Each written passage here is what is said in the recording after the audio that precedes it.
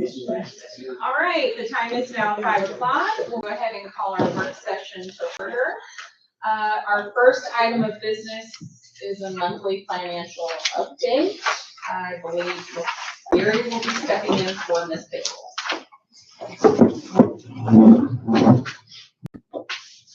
Ms. Pickle was nice enough to give me some talking points, so I wouldn't miss anything. On the first page is revenues, and our budget benchmark percentage this month is 58.33%. You'll notice the first line is property taxes, and it is about $250,000 less than we were this time last year, which is expected. As a note, we collected more in delinquent property tax than at the same time last year. We're at 103% of those. Local sales tax is about $44,000 higher than last year, so that's good news. State shared taxes are right on track. Other sources of revenue look as expected, some over and some under.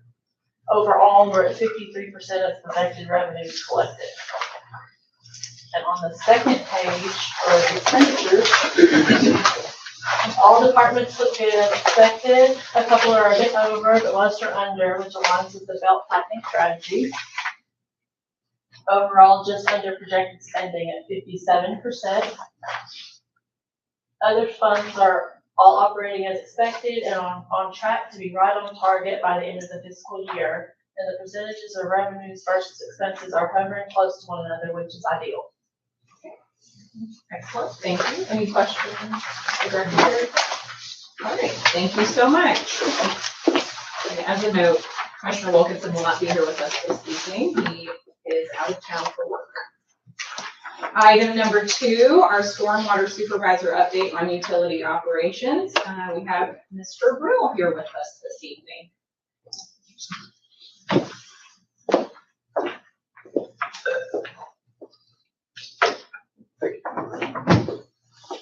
Get myself set up here real quick. All right. Well, good evening, guys. Appreciate y'all having me up here. If you'll allow me a moment to introduce myself for those of you that are in the room that may not know who I am. My name is Lewis Brill. I'm the Public Works Department Stormwater Operations Supervisor. I came on with the city at the end of September and have been steadily working to make meaningful changes within the division since I started then.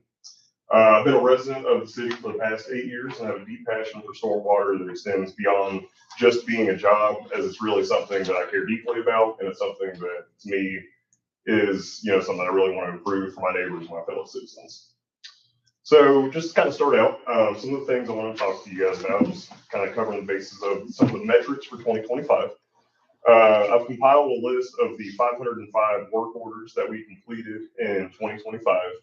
You can see the bulk majority of those were removing of debris and waste. That's a pretty big issue for the stormwater division and the city, in the sense that we have a lot of people who like to put their leaves and bulk debris in our catch basins, as well as it also likes to get swept down from hills. So that's kind of a big task. You can see that was 150 of the total 505 work orders. The other majority include street sweeping, culvert maintenance, ditch line maintenance, and stormwater inspections. Of these 505 work orders, 381 of them were internally submitted, with 113 being submitted by citizens. The remaining 20 or so were not categorized, so it's kind of not sure where those originated from. So here you can see this is a month-by-month breakdown, kind of showing the number of work orders that we've been doing through the year of 2025. I went ahead and highlighted here when I started here on the 30th of September. And one of the things, that I've really been pushing for us to do is trying to knock out a lot of these open work orders that were still kind of lingering from when I started.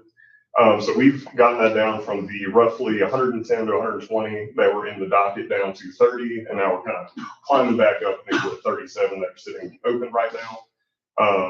And of those, so it's kind of been the remaining that we have, we prioritized, myself and the other members of the stormwater division, we've gone through and figured out kind of what all is needed. So we've gotten that ready to go, so that hopefully here within the next couple of months, we can start whittling that down even further.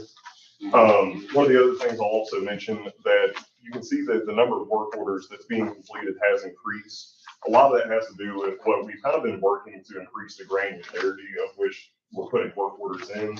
Previously, one work order may have said stormwater inspection, but there would be a lot of sub work that was going off of that. So if you were going to search that property, you would see just the stormwater inspection, but then you wouldn't see any of the other kind of, maintenance that's going along with that. So what we've been working to do is actually sort of kind of break out each of these work orders further so that you can actually get better search that you can be done on it. You know exactly what all of that sub work is, and each one is tied to a parent work order, which makes it just a lot more easy to track down the line. So what's stormwater been up to the past few months? I wanted to go ahead and kind of touch on some of the highlights of things that we've been working on. One thing I'm really proud of, Stormwater has been working closely to increase our outreach and education work. We have been working with Waterways, who the city of Red Bank's partnered with and is a great nonprofit. And so we have been conducting several workshops. Those include an invasive species removal workshop, as well as 2 stream bank restoration workshops here locally, right behind the police department, that way. And so we have been slowly tackling a section of bank that is super eroded and has a bunch of non-native species, and using volunteer labor from throughout the community to come and help us. And then this has also included the entire stormwater division that has been getting involved as well.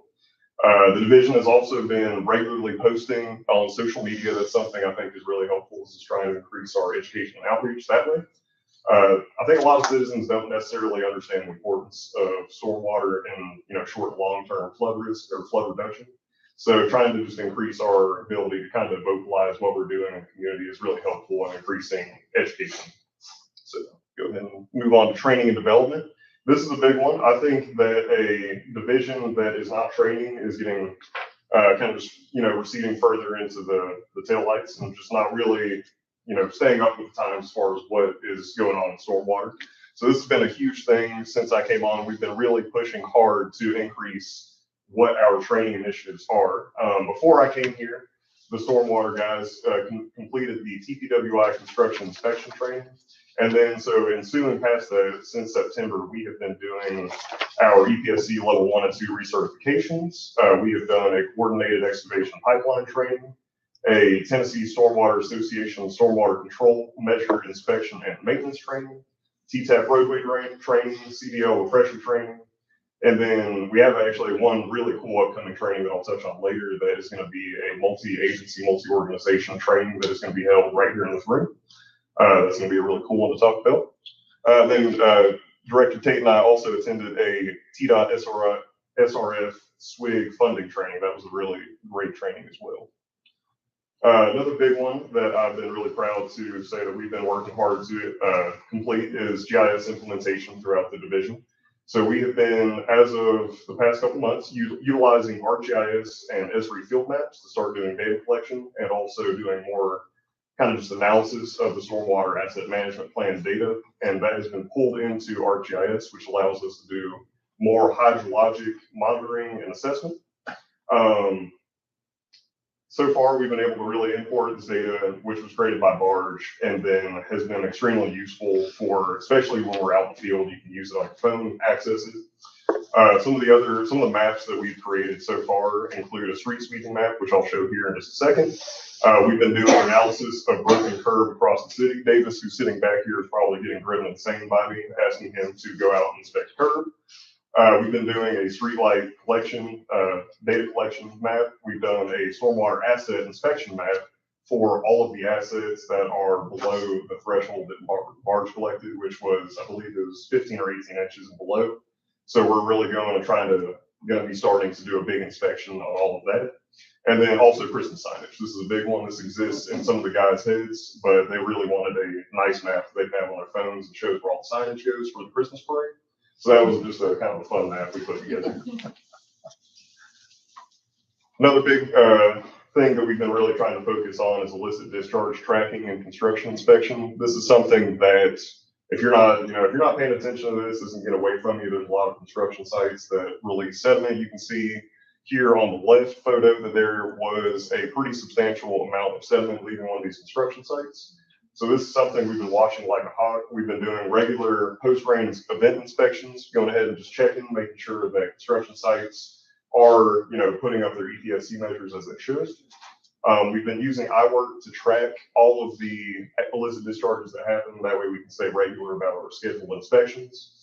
We've been working directly with contractors to set up proper sediment controls. That's something our division is pretty well skilled at. We actually have gotten several of our training deals specifically with this, and we're all certified to go out and look at construction sites. So this has been a big part of what we're doing. And we've also developed regular communications with Hamilton County WWTA with their water quality department.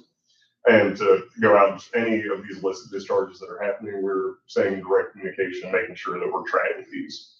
We've been taking the approach of education and direct outreach first with a lot of these construction companies and contractors, which to be honest with you seems to be the best approach. A lot of them really seem to, I guess they seem responsive when we go out and just talk with them directly and tell them this is what we're expecting, this is how you can improve the site. And it seems like that's really been an effective strategy. So one of the other big things we've really been hammering on is street sweeping. I'm sure you guys have seen the team out street sweeping pretty regularly. I want to highlight one big project that we did recently was the 27 South on-ramp from Signal Mountain Road. That was a concerted effort between the Streets Division, the Stormwater Division, and the Red Bank Police Department, who was their assistant.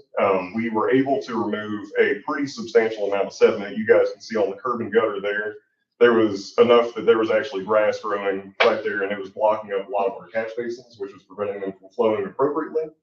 And then the bottom photo shows what it looked like afterwards. You can see we put quite the polish on that sidewalk. There's still more work that needs to be done there, but I'm pretty proud of what my team and the streets team, as well as what the police department, helped us achieve. And so, in addition to this, we have also developed a street sweeping map using ArcGIS that helps us stay regular, keep our frequency based on what the asset management plan put forward.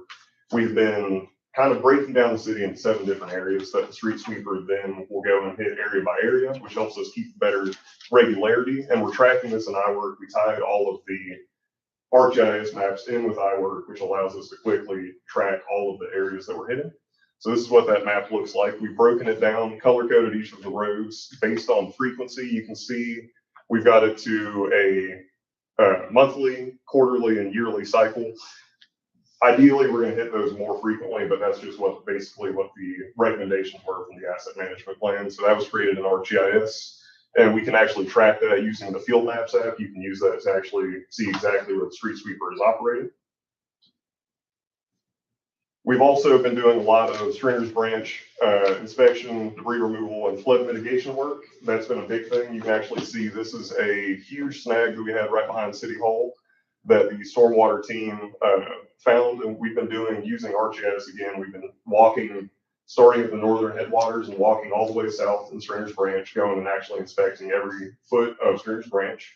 I know that has been probably Davis again. I know you probably haven't loved doing that, but it's been yielding some really interesting results, and we're getting a really good, thorough inspection done of Stringer's Branch. So here, right, this is a map that we created. This shows you what is color coded, what each of the different things that we're looking for, and you can see just as we've been walking down through Stringer's Branch, looking at all of the pipes that are coming in, all of the just associated infrastructure that ties in with Stringer's Branch. We've been going ahead and doing inspections as we proceed down and noting any deficiencies or areas that are things that we should note for future work. We've also been working to really create interagency coordination through through the city of Chattanooga, Hamilton County Water Quality Department, and then Norfolk Southern. That's been a big thing, is that stormwater doesn't just stay in one jurisdiction. It doesn't pay attention to jurisdictional boundaries. So stormwater infrastructure that is put in on, say, city of Chattanooga uphill from us is going to have direct impacts on the city of Red Bank. We also have been working very closely with Director Tate and I with Norfolk Southern to start talking about some much needed infrastructure improvements along the Norfolk Southern rail corridor. That has been a really, really useful conversation to get going. And then also I've started attending the Hamilton County Water Quality Department committee meetings, so that we can start getting a little bit more direct communication with that agency. And then, as I mentioned earlier, we have an upcoming PIPE, which is a concrete pipe installation and inspection course that will be held April 2nd. Tentatively, we're hoping that's going to work for everybody. But basically, we have got a litany of other public works departments from across the region that will be coming, as well as some private contract folks. We're looking at about 40 people that will be coming and learning from a really great teacher who knows everything about concrete pipe inspection and installation, which is going to be a really great training opportunity and good networking opportunity for us and for us to meet all the other stormwater divisions throughout the region. And then one of the last things I'd like to touch on is that we have been investigating future funding opportunities. This is just something I just wanted to kind of quickly mention. So we've been in conversations with TDOT's program coordinator for the SWIG and SRF funding opportunities. These have just been kind of brief conversations, but it is kind of opening up a good opportunity there for the city to pursue some outside funding for getting some of these bigger stormwater projects completed. And then finally, I just kind of wanted to touch on with you guys that I just wanted to extend my appreciation to the stormwater team. This is them right here standing with me after we did a waterways stream cleanup effort. Beyond that, I really wanted to just extend my gratitude to the city administration and the public works department at large. We don't operate just in a vacuum. The public works department really is a great team effort. Everyone helps each other out. So I just wanted to say, even though that I'm over the stormwater division, this is a big family and we all help each other out when we need it. So just kind of wanted to pay my respects to them. I know I help out on the computer side of things, but truly the backbone of stormwater is the team that I work with. So I want to say thank you to them. And that's it. That was just wanted to quickly update you guys on what we've been doing here recently. So if you guys have any questions or anything. That's a lot. Yeah, we've been Covered busy. a lot since September 30th. You've been very busy. Try to stay busy. Thank you so much. That was very enlightening. And much appreciated all of the work you guys are doing. Worth the squeeze. Worth the squeeze. Good presentation. I did have just one question. I know when you were talking about the illicit discharge on construction sites, if I'm remembering correctly, Hamilton Water Quality is officially the department that's over it if it's 1 or more acres of disturbance. Yep. You said that you had been going to the construction sites. Are you even going to those just to kind of keep an eye and then like touch base with them if you were seeing something? Okay, awesome. Yeah. So anything over an acre, even if it's, so I can go back to one of these photos. Let's see here. There we go. So this one that's on the right, that is a over 1 acre site that is illicitly discharging. And so that's one that we've been in close communication with Hamilton County Water Quality Department. They're aware of it. The entity where this is originating from has been taking corrective action and has actually been mitigating a lot of runoff. So it's still in communication. It's something that still needs to be improved, but we're working to get that down to basically zero hopefully in the next couple months. Excellent. Yep. Yeah, I know they're not able to get out in our community as much as we are, so that's kind of what I was hoping to hear. So. Any other questions or comments? This might be a Leslie question, but I think I saw an announcement recently about storm. I'm blanking on the name of it. Partnering credits. with Waterways for credits. Yeah, on stormwater. Do you know much about that program, or should I ask Leslie when she's back? That would be something Leslie is much more familiar with. I do know kind of the basic principle of it is essentially if you can reduce the amount of stormwater coming off your private property entering into the public right of way, you can reduce a portion of your stormwater fee that you're paying to the city by either 25 or 50%.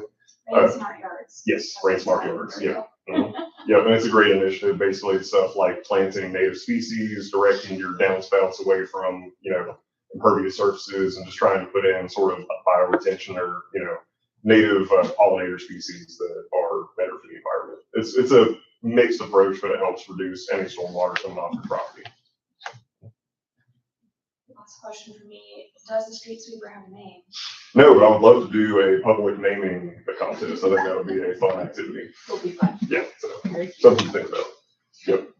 Any other questions or comments? Thank you so much. Yeah, I thank you. appreciate it. All right, moving on to item 3, status updates and discussion of procedural condemnation proceedings for a hearing date to be set by the city commission with the city attorney with regard to the following properties. 16 Ormond Drive, 108 Freudenberg Lane, 114 Freudenberg Lane, and 3601 Reading Road. We have our building official, Mr. Eddie Clinton, here with us tonight, and Mr. Brano. Good evening, commissioners, and that is a tough act to follow. So, building official Eddie Clinton and I are here tonight to brief you on 4 ongoing property condemnations. Community Development Department Director Slade is unable to attend this evening, but she is actively directing this overall effort. And as always, we are well counseled by City Attorney Arnold Stoltz. In your work session packets, you'll find photographs of 4 residential properties that have deteriorated to a point requiring the city of Red Bank to initiate condemnation proceedings. This is not a step we take often, nor do we take it lightly. This is a serious and consequential action. These properties have been long-standing nuisances for their surrounding neighborhoods, and there is a clear expectation within the community that the city will take appropriate action. Each property will now move forward on its own specific and unique timeline. What you can anticipate are 4 separate condemnation hearings, or more formally, 4 quasi-judicial hearings. Each of these will be conducted as a standalone proceeding, similar to a beer board hearing or public hearing, in that they will be a separate meeting nested within a regular commission meeting. During each of these hearings, the commission will serve collectively as the decision-making body, the judge, in effect. The city attorney will present the case on behalf of the city. The property owner will have the opportunity to be heard. At the conclusion, the commission will render a formal judgment that staff will then carry out. To be clear, no action is required from the commission meeting this evening. Tonight's work session simply serves as a formal notice that these properties are now in the condemnation process and that these hearings will be scheduled. And Building Official Clinton, City Attorney Stoltz, and I are here to answer any questions about this process that the commission might have. I do have a question. If a property owner decides to demolish the property that is in this condemnation process, does that cancel out the hearing, or does that still proceed? It would cancel out the hearing if the property owner demolished the property and disposed of the debris appropriately prior to the hearing date. Okay. An option for the property owner to demolish the property is most of the time accorded to the property owner by the board within a set period of time. If you will, we won't, but if you don't, we will, and time limits put on it. If the city moves forward and actually demolishes a property, or if the property owner simply does not respond and the city takes the actions after the board has heard the evidence, and it normally takes, it'll take the form of photography, photographs. It'll take the form of verbal testimony. It'll take the form of presentation of documents to satisfy due process that all the notices have been given, and it will require a opinion of a licensed contractor or an engineer that rehabilitation of the property is not possible without expending more than 50% of the value of the improvements in their present state to bring it up to code, which is a very, very high standard that a property owner would have to meet. And so, as the city manager mentioned, it's an unfortunate circumstances that property owners find themselves in, but there is a responsibility to the city and to the neighbors and just to the population at large to properly maintain properties in a livable condition, or to close them down and not have them in some instances just fall in. And so, we've done this before, not with any of the members of the board presently. But it is a procedure that if there is no one that appears to contest, it's still gonna take 30 minutes. If someone appears and wants to contest or to be heard, then you're looking at possibly 45 minutes to an hour or even longer for those proceedings. Does that help kind of understand? Yes, thank you, Mr. Schultz. I have a question. Have these owners been through the hearing, I think we hired somebody that, Administrative. yeah, administrative that comes here that Yes. as needed. Yeah, they've already been before, James Axon. So we're going to the next step, which is condemnation hearing. Okay, thank you. What is the typical time frame? So are we looking to have these hearings coming up in the next couple of months? And then from there, if it is determined that they will be condemned, then what is a typical time frame? Well, the administration and Mr. Clinton and I, when probably Ms. Slade will get together and examine our file to make sure have dotted i's and crossed t's in the context of notice and due process. And then a date would be selected for a hearing. And we would send out notices again via traditional means, certified mail. But we would also try to personally and hand deliver notice of the date and time of the hearing. And it's just a really good practice for that to be at least 30 days away from when the notice is given, but when the hearing is set. That gives a couple of meeting cycles to get all the ducks in a row. So it would be hopeful that if we can kind of get this up and moving in the next 10 to 14 days, that perhaps that we would have the first hearings, the first meeting of May. And you said that they'll be on separate meeting days, correct? It's just not practical to try to schedule more than one on a hearing day because there is just an amount of just procedural necessity that it takes time to do this. We're going to have a court reporter here. And all that. That's the sort of thing that keeps us away from court hearings, later court hearings and appeals and disgruntled owners suing later. Thank you. And I'll just make one observation, almost from a lay perspective. We're not taking the property here. This is not like a tax foreclosure. We're abating a nuisance. So we go in and do the demolition work. Fundamentally, it is still owned by the property owner. So there would potentially be a lien. There would placed be a on the lien. property. Yes, there absolutely would be, because the demolition and disposal of the material is not an inexpensive undertaking. And as you know, our ordinance says require not only do we level it to the ground, but we seed it and straw it, try to get it in some sort of a shape.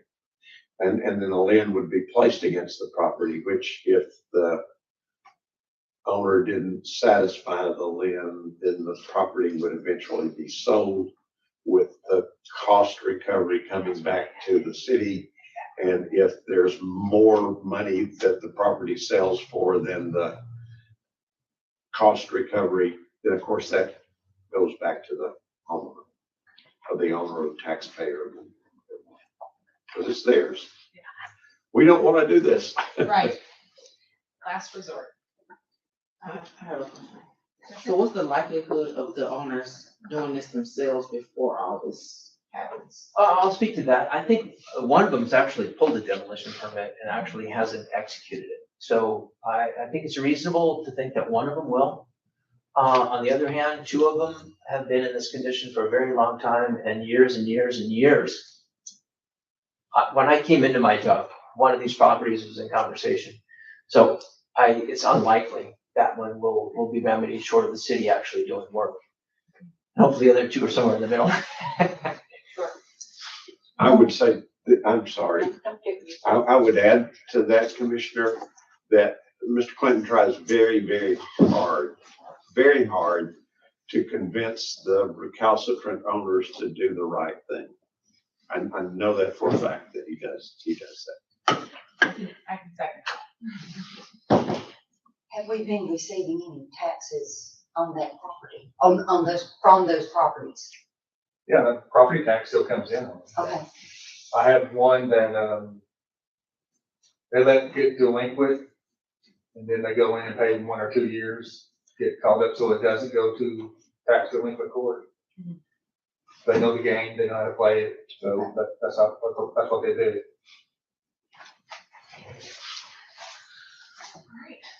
Will each of these hearings be occurring, you said separately at a regularly scheduled meeting? Just an interlude, like I think the city manager, said it would be like adjourning for a beer board hearing. Because if we start this at the beginning of May, we probably anticipate having multiple budget workshops that will already be here in this room for, could be a possibility of combining forces on that since we'd already be present. So and do we have any anticipation of whether each of these 4 property owners are likely to come and contest it or not? I don't really have any read. They've been pretty inactive. The one that pulled the demo permit, I think probably will take care of it. I'm hopeful. I'm hopeful. The other 3, I'm not hopeful. They've been neglected properties for a very, very long time. The one that's the demo permit, there's been active work on that house, but it's been too slow. Well, I know there's some neighbors on Reading Road, at least, that I heard from this August 2024, that were complaining about that address. So I'm sure that those neighbors will be pleased for there to be some movement on that issue. In fact, there was a group of people that were here earlier, and they met with building official Clinton, and he satisfied their need for action, and they didn't stick around, but they were here for the work session meeting and wanted to speak to this, but Eddie really allayed their concerns that we were not gonna fulfill our municipal responsibilities. yeah, because I've heard from one of them about one of the properties consistently. The Friedenberg 2 properties, are those separate owners, or is it one? Okay. Separate owners. And when we set the date of when we're gonna have these hearings, 21 days before that, I have to go and post a sign on that property. It'll say condemnation hearing, the address, and it'll put the date of when we're gonna have the condemnation hearing here. Any other questions or comments? All right. Thank you all very much. Thank you for your work on I'm still here. that. Item number 4, on our consent agenda, authorizing expenditures for enforcement actions to remediate hazardous conditions existing upon the property located at 1083 Dayton Boulevard in the amount of up to $15,000 and to file necessary liens against the ownership interest of FSTR Holdings LLC in and to the real property for recovery of enforcement expenditures, resolution number 26-1869. Thank you, Mayor, and good evening, Commissioners. This evening, Mr. Clinton and I, building official Eddie Clinton, we're filling in again for Community Development Director Splay to present this resolution regarding the property at 1083 Dayton Boulevard, which is located just our side of the tunnel. This resolution addresses long-standing, unsightly, and hazardous conditions on the property. Code enforcement has followed every required step under our municipal code, including inspections, notices, and hearings before the administrative hearing officer. Throughout this process, the property owner, FSCR Holdings LLC, has not responded, has not appeared for hearings, and has not complied with the AHO's order. Because of this continued lack of action, the city pursued enforcement through the Hamilton County General Sessions Court. which upheld the administering hearing officer's findings and authorized the city to remove the debris if the owner failed to do so. The resolution before you this evening authorizes up to $15,000 in general funds to proceed with nuisance abatement and to place liens and pursue recovery of all related costs, fines, and judgments from the property owner. The next step, once this resolution is approved, will be the actual cleanup of the property by the city. Mr. Clinton, anything to add? Unless you guys got questions. I had a question. I couldn't understand what it was saying, but from the hearing in May of 2024, the general sessions court hearing, hearing, it said something about up to $25,000, and I wasn't quite sure I understood what that was in reference to, because then I see this is up to $15,000. They allowed us to spend up to $25,000. The general sessions court allocated that much, but our estimate of actual cost is $15,000 or less. So I see. Yeah, let me comment on that. Sure. The city has a judgment against the owner and the property for $25,000, which is a ratification, judicial ratification of the administrative hearing officer's assessment for non-compliance per diem. Okay. That judgment exists, and the city has a lien against the property presently for $25,000, but we don't have that $25,000. Sure. This is to authorize the expenditure of $25,000 of city funds to clean up the property and to place a lien, a second lien against the property for the cleanup costs, whatever it ends up being. $15,000 for the cleanup. For Yeah, this yeah. part. Okay. This authorizes the expenditure of the money. If it takes a little more, then I guess we'll come to the meeting and Leslie will be back for more money, but you Okay. gotta get it cleaned up, and then we'll put a lien against the property for whatever it is. But there's a point of diminishing returns about what you may be able to get out of that property to sell it. the $25,000 is a consequence of the CAC. The owner, there's a fine per day, and I believe it's $500 per day for commercial property for non-compliance.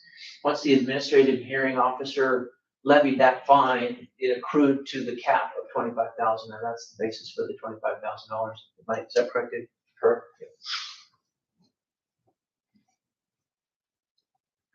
Any other questions? Just thank you to our staff for running down this issue. I know it's been a long time coming and a lot of paperwork and bureaucracy, so this is going to be much appreciated from a beautification standpoint at the gateway to our city once it's cleaned up. So thank you. I appreciate that, Vice Mayor, and I know what Director Slade would be saying right now. It isn't easy to do this, and it shouldn't be easy to do this. So, we have to do dot our I's and cross our T's and give the property owners every opportunity to remedy themselves. And so that's just what building official plan is doing, very patient. We also got to take care of it at the end of the day. At It's the end not of the day. happening. Yes, ma'am.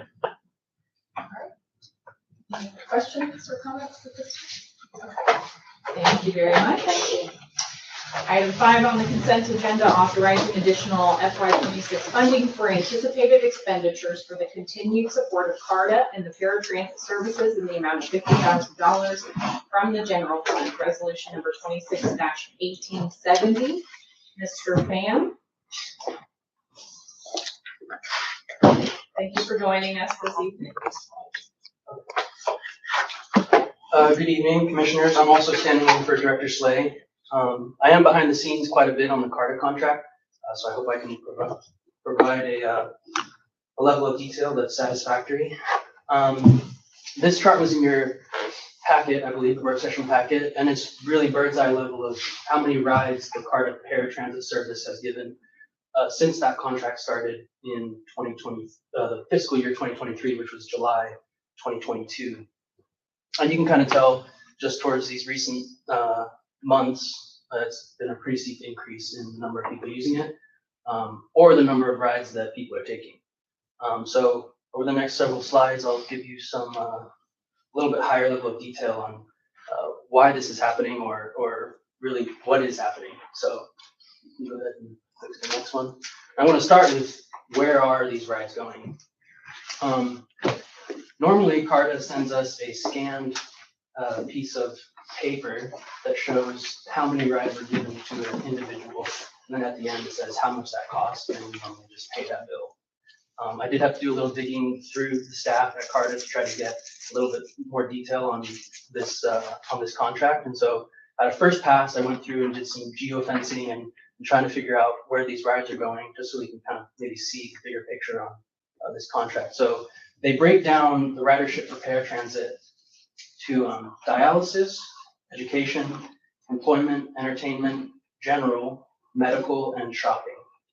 I'm not exactly sure how they vet the reason for those rides, but every ride that's given from Red Bank is given one of those categories. So this first one shows a dialysis origin and destination. This one's education, so a few rides there. Employment, a little bit higher and a little bit more spread out across the region.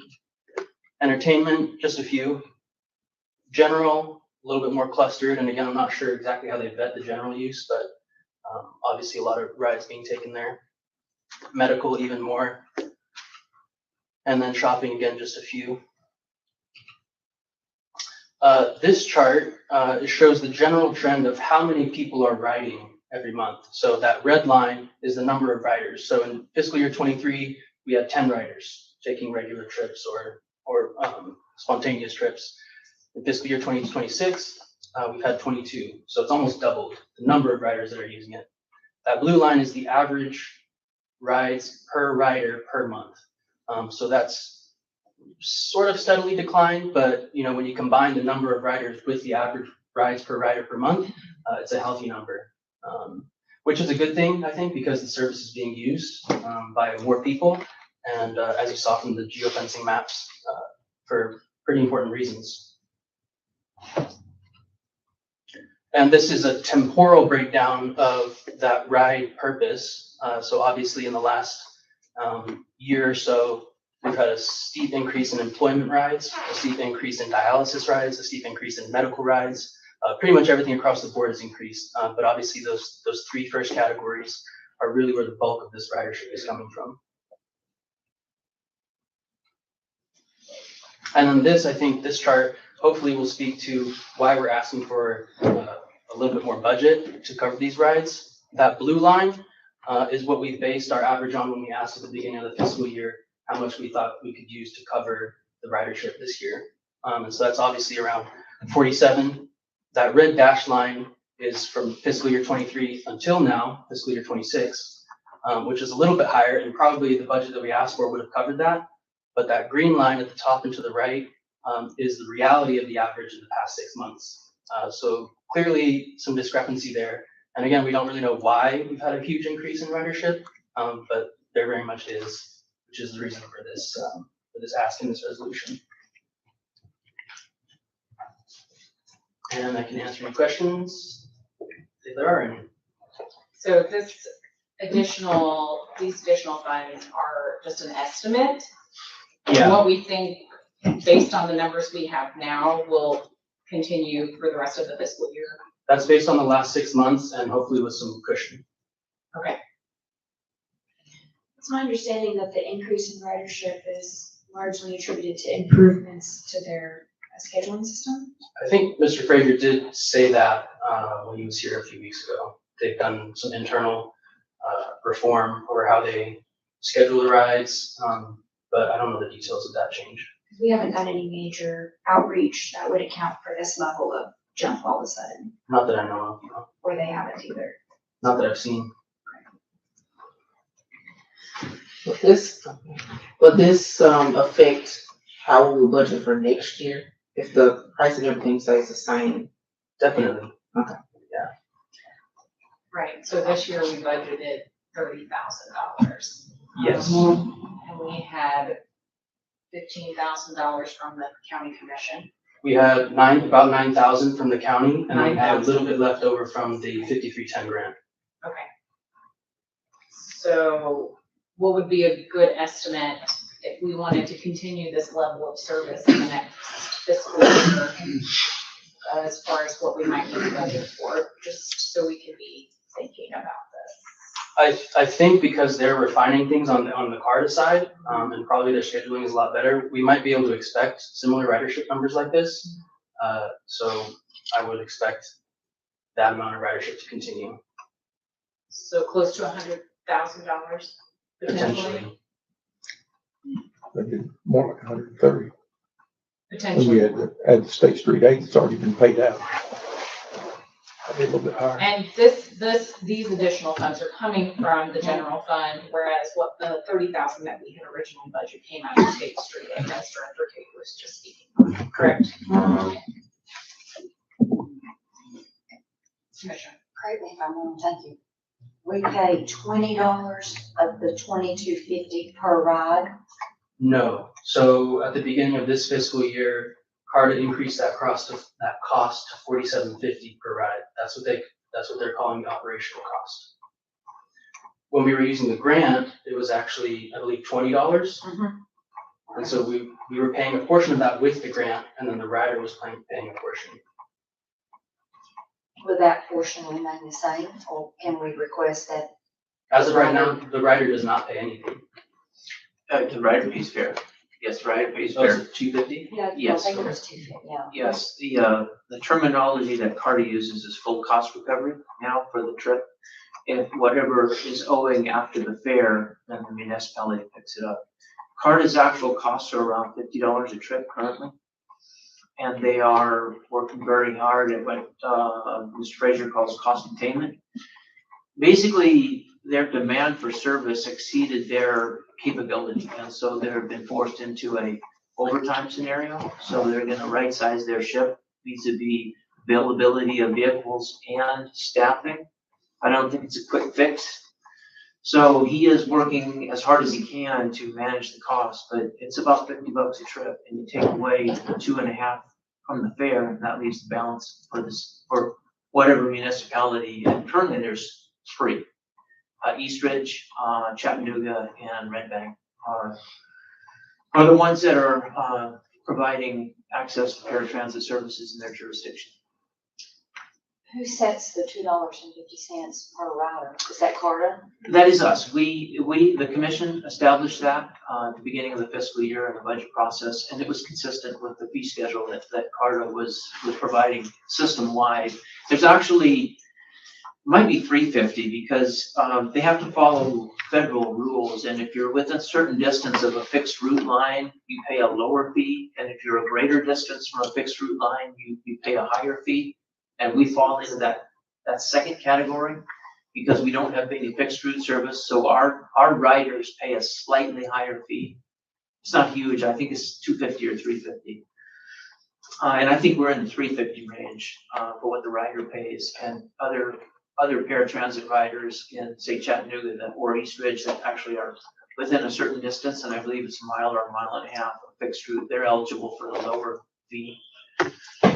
But our fee was set consistent with federal guidelines that CARTA was rolling out across their service delivery area. But we did also approve it as a commission. So it is our fee, but we were informed by system advice. A long answer to that question, sorry, ma'am. Appreciate it. Just ask them how. Yeah. Maybe we could What? put back some. Well, the commission, in the budget process, we can have that conversation about what is an appropriate fee for a Red Bank rider. Absolutely, it's a fair question. Any other questions at this time? Okay, thank you, Mr. Pan. Thank you. We will at least temporarily table remaining items to get to citizen comments on items on the work session agenda. Mr. Brand. Thank you, Mayor. This is the time for citizen comments. Please observe these rules. Comments are limited to 2 minutes here in work session or less, and the city recorder will operate a timer. If time expires, please respect her direction and conclude any comments. Comments should be addressed to the board as a whole and not to a particular commissioner or to city staff or to the audience. The commission is here to listen, not to respond or engage in back and forth, so please do not expect to reply during citizen comment. Citizens are now invited to the podium. Please begin by stating your name and address.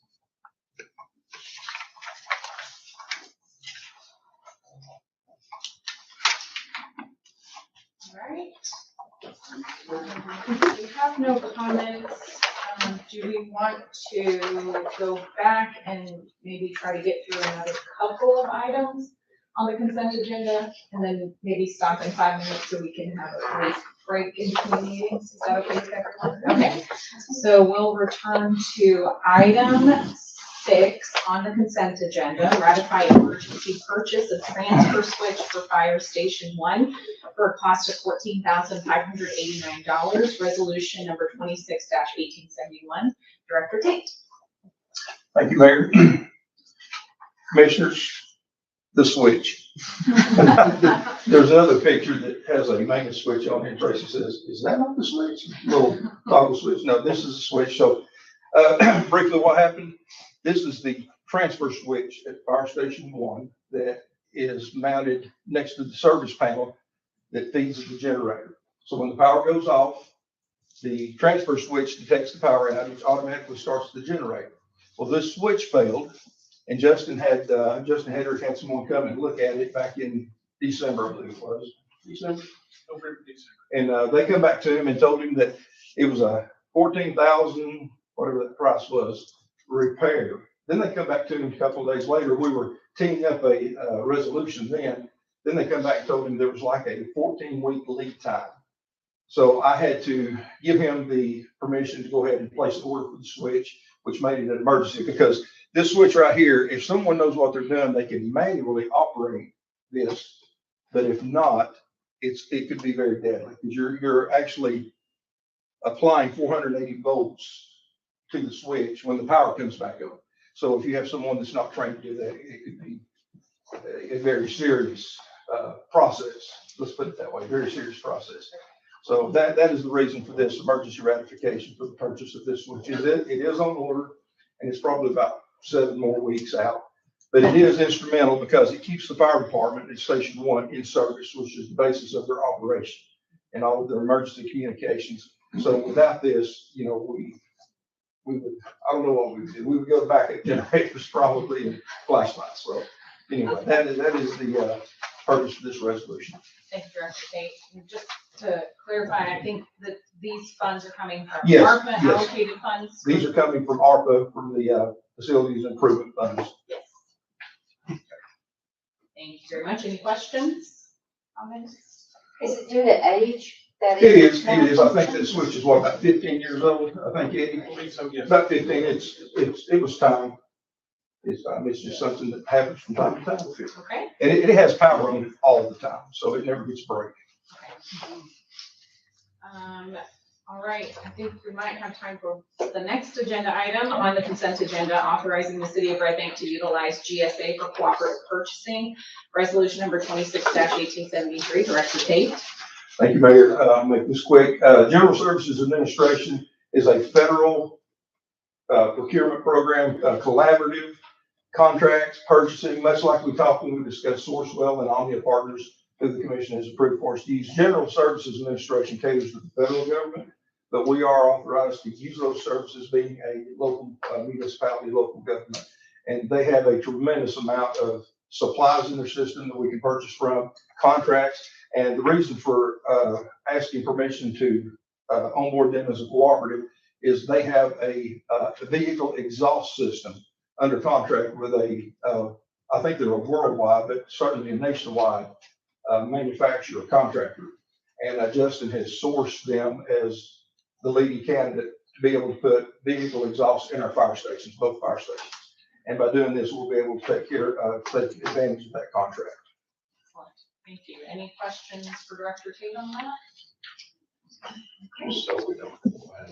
All right, so we will table items 8 through 11. And really quickly, is there any other business to discuss? Okay, if not, we'll go ahead and adjourn, and we'll return at 6 o'clock for our regular meeting.